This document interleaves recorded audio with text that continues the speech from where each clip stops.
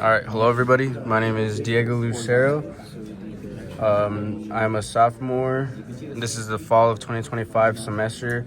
The course is Engineering 120 DC Circuit Analysis, section MO2. And I'm taking this course at New Mexico State University. So the objective of this video is to basically learn about the breadboard, some of the basics about the breadboard, and learn about different connections and how those different connections will translate to a different measurement on this multimeter here. So as you can see, this multimeter is connected with these positive and negative wires that go to these measures. And basically, the first thing I want to point out is that this first object here is going to be a resistor. So once you connect to this resistor, the positive and negatives, with this specific resistor, you'll notice that you get a reading of 5.01, 5.02 kiloohms. And you could even get this same measurement even if you take it out of the breadboard. So now it's just connected to the resistor itself. You still get the same measurement. So I'm gonna put this back into the breadboard, and I will be doing a few measurements to show you the differences and how this works around the breadboard. So the first measurement I'm gonna be doing, the first thing I wanna mention is that these two middle sections here are connected vertically through hidden wires within the breadboard.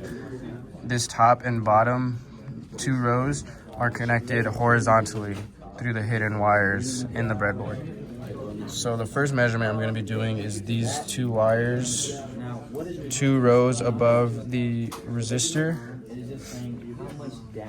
And you'll notice that once those are both connected properly, you'll get the same reading of 5.01 kiloohms. And that is because of those hidden wires that I was saying that are inside of the breadboard that connect these 2 columns together.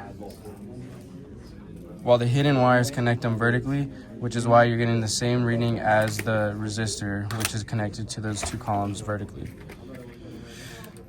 So for the second measurement, I'm going to be coming over here to this top left side of the breadboard. And remember, like I said, in this section, the wires hidden or internal of the breadboard are connected vertically.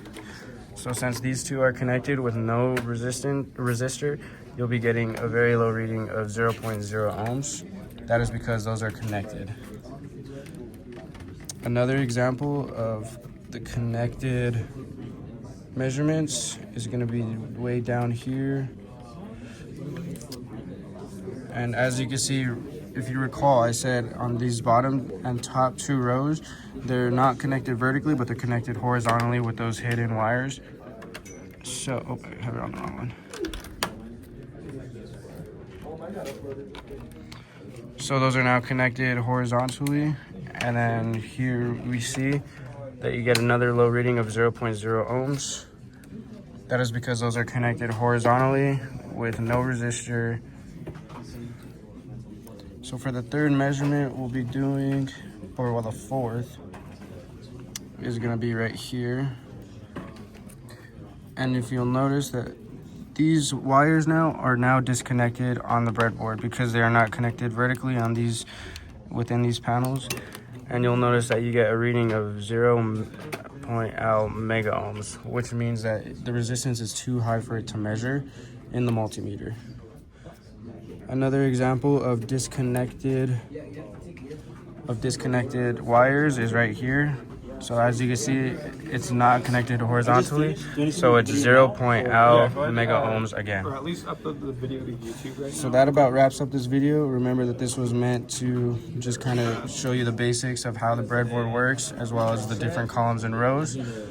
And that's all for today. Thank you, and I'll see you guys next time.